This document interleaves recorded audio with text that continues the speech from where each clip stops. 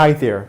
TNT lost $17 billion in 7 years by rushing into oil that should be gas trade. Expert urge Guyana to take note. Blackout in NERM despite millions invested into GPL, according to Consumer Advocate, and CEO plans to invest $292 million for new master plan. Meanwhile, Health Minister believes COVID-19 variants are here, and petroleum dealer alleges malicious prosecution by GEA and calls license cancellation vindictiveness. Exxon set to begin pipeline route survey to gas to shore energy project, and close to 11,000 NIS claims now resolved.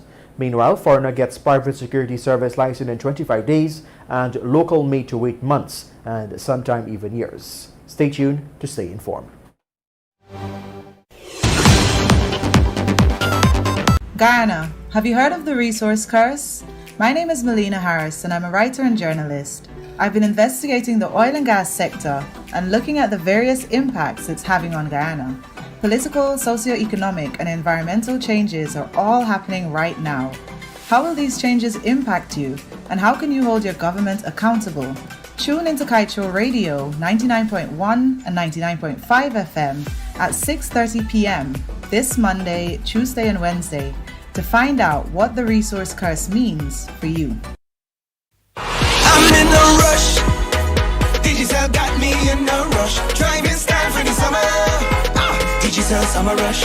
Nobody's doing it big like Digicel this summer. Top up with $1,000 or more and collect the letters to spell the word RUSH for a chance to win one of 3 brand new Toyota Rush SUVs. Yes, you heard it right. 3 brand new Toyota Rush SUVs. Driving style for the summer. Hey, Digicel summer rush. Start topping up now.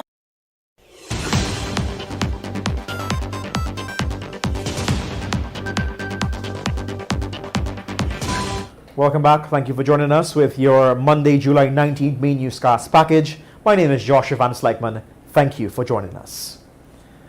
Lack of knowledge and perhaps a heavy dose of gullibility are 2 of the main reasons why Trinidad and Tobago ended up losing billions of dollars in oil and gas revenue over the last few decades.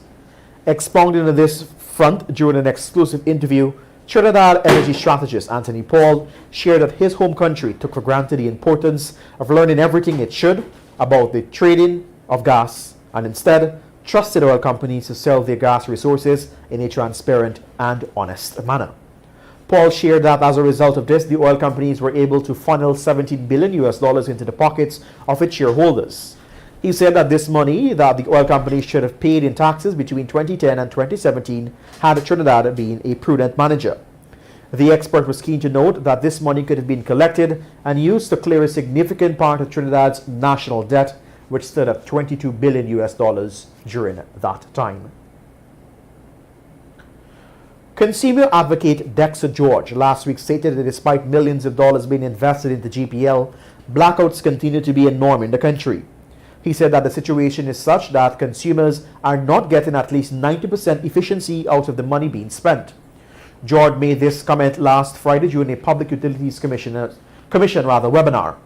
George said that he is aware of the infrastructural works that are currently being done by GPL and even agreed that there will not be consistent distribution of power supplies to customers. However, he noted that despite the aforementioned that there should be a certain flow of electricity to consumers. The advocate further noted that very often GPL publishes notice on social media and in the newspapers indicating that there will be a daily scheduled outages for maintenance works and infrastructure upgrades. Over the last 3 months, health authorities have been noticing a spike in the COVID-19 hospitalizations as well as in deaths. Not only that, but children are now being affected with a more severe form of the deadly disease. Guyana's Minister of Health, the Honorable Dr. Frank Anthony, suggests that the reason for all of this is that health authorities assume that the presence of all the COVID-19 variants are in the country and that people are exposed to it.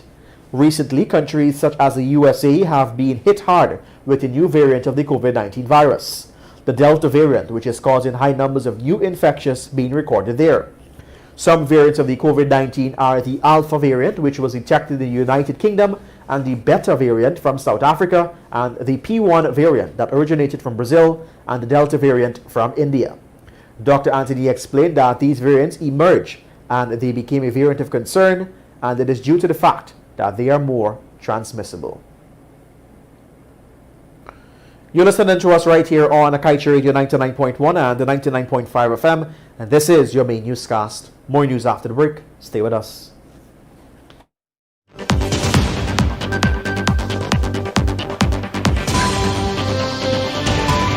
Guyana, please join me on the Glenn Lal Show, 99.1, 99.5 FM, Kaieteur Radio, every Monday, Wednesday and Friday, 7:20 p.m. and a rebroadcast of the next day at 11 a.m. just in case you missed that program.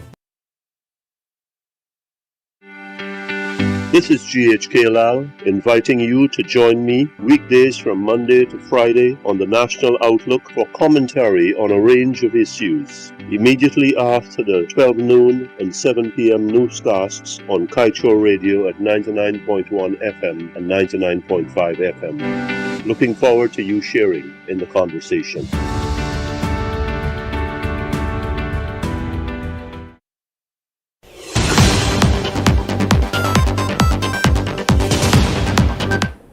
Welcome back. Thank you for joining us. The import of refined oil, however, particularly diesel, gasoline, kerosene, and such like, is a multi-billion-dollar industry that accounts for Guyana's single largest import bill and is a critical revenue earner. The sector has in recent years been plagued with allegations of smuggling illegal fuel, and by allegations of smuggling and illegal fuel, markings are more recently the pulling of a license from an establishment petroleum service company providing transportation, retail, storage, and other facilities with investments across the country to the tune of billions. With the energy agency coming on the limelight this past week, the principal of a company, SFB International Inc., Doran Bess, has come forward to lament what he insists is not only malicious prosecution but also prosecution by a person or persons inside of the energy agency.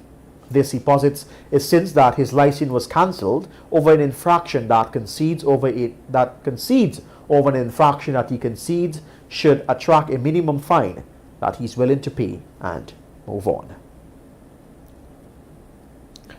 In other news, according to MARAD, ExxonMobil affiliate ESSO is set to undertake geotechnical and geophysical pipeline route surveys within the Guyana exclusive economic zone along the Demerara River and off the Demerara coast. The survey area is approximately 12 nautical miles from the coast of Guyana and covers an area of 457.4 square nautical miles. This exercise is scheduled to conclude on October 15, 2021. The purpose of the survey is to inform the most ideal route for the proposed natural gas pipeline. The massive project includes the construction of an operation of a pipeline that will transport up to 50 million standard cubic feet per day of dry gas from the Liza Phase 1 and Liza Phase 2 FPSOs to an onshore natural gas processing plant.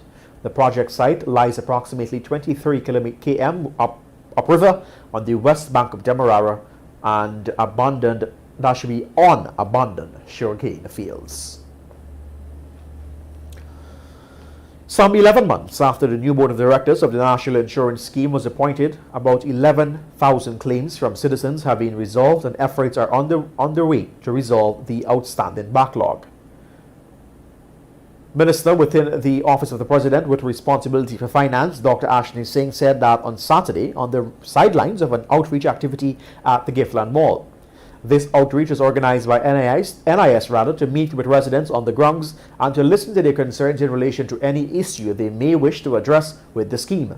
Dr. Singh highlighted that one specific issue that has been of particular concern was the challenge with the untimely processing of light certificates. The reduction, he explained, was a direct result of a new intervention employed by introducing WhatsApp video calls to have pensioners who live in Guyana and abroad verify their life certificates incrementally.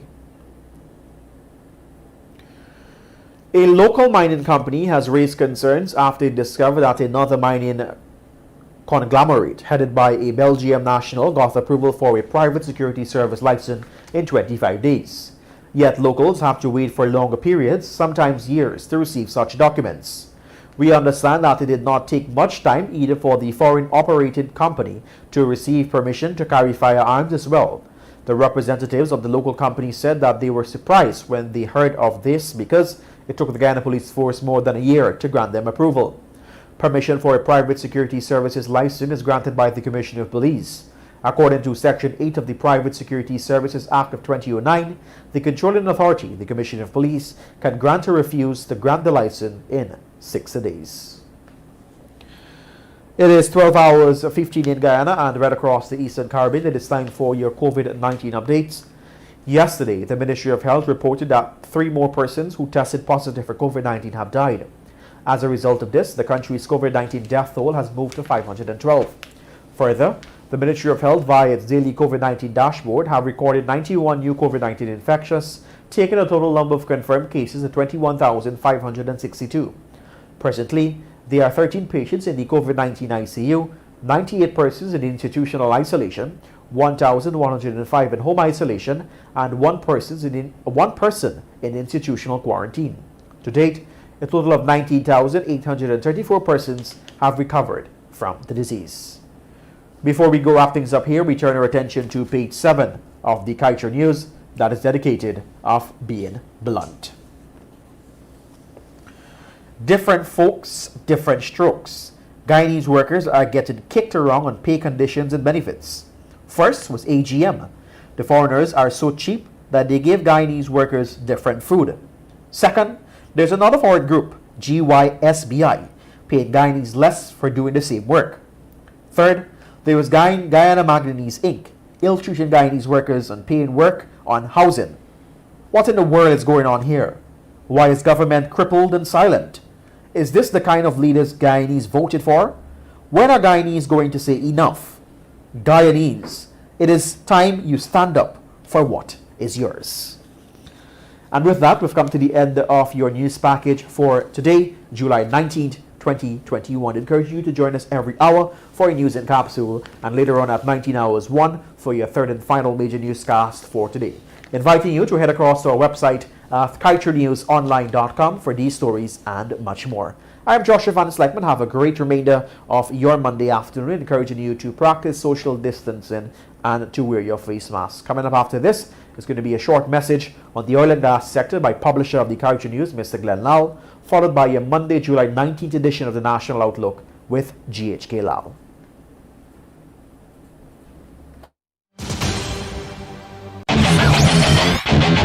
Want value for your advertising dollar? Then place your ads on Kaieteur Radio's newscasts. Streamed live on 6 different mediums, reaching hundreds of thousands. Advertise